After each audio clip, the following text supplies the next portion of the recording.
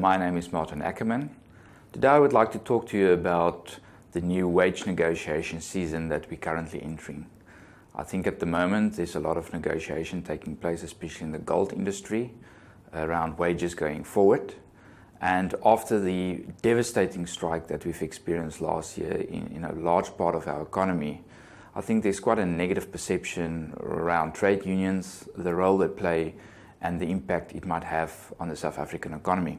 Now, if we talk about trade unions, and generally there's quite a negative perception in terms of the role that trade unions play, and I think it's probably more so in South Africa compared to other places in the world. If we quickly look at it, then in South Africa, I think the negative perception comes from the fact that a lot of our strikes are quite long in duration and very often violent. And it's for these reasons that it actually gets onto the front pages of a lot of newspapers. If you actually look at the number of strikes in South Africa compared to other places in the world, we actually do not see that South Africa strike more than other parts in the world. But it is a result of the actual outcome, where the perception is that the impact is much bigger in the South African economy. If you really think about trade unions, then trade unions don't go out to actually strike.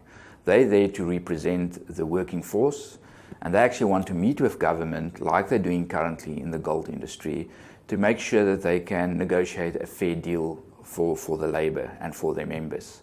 And I think the strike is actually a last resort and something that I think both parties would like to avoid. And it's only when we get to that point where maybe as a result of unreasonable expectations on both sides of the table that we can't get to an agreement, and that results into a strike, and that's when it's really costing the economy. So let's quickly talk about the cost to the economy. I think last year has been a great example in terms of an impact that a long strike can have on an economy. Last year we have seen a couple of strikes, and in the end we've been striking for close to 7 months if you add all of those together. And in reality it cost the economy about 7 million productive days. Now that actually means that there's fewer people working, earning a salary or getting a wage, being in a position to spend that, paying taxes. And the ripple effect is quite negative. It's got a direct impact on communities around the area where we see the strike. That's got an impact in business activity, economic growth, and also in the ability of government to actually collect taxes and help government to balance their budget.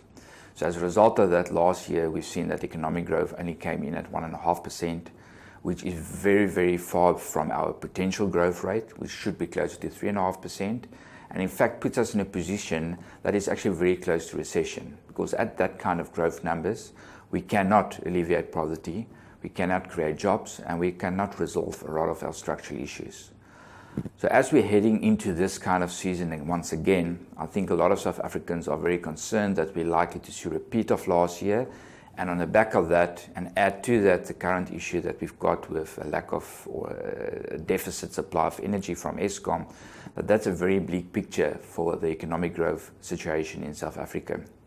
Having said that, like I've said right at the start, I do think it's the intention of unions not to strike from the start, but trying to get a fair deal for their workers and for their members. So do we really think there's any winners or losers in this situation? I think if you go back to last year, it's probably fair to say that we've seen more losers than winners. The economy and business lost out quite a bit. Companies lost out as well, and you can really argue that a lot of the members lost out as well, since they've been out of jobs and out of wages for a number of months.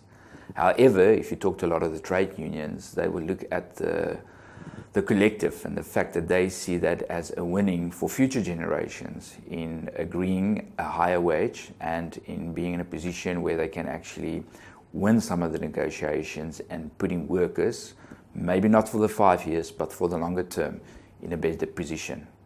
I think what's important for us to look out for over the next couple of months is the intention of both business and labor to sit around the table and hopefully make sure that we get to an agreement before we went into another devastating strike like we've seen last year. Until next time, goodbye.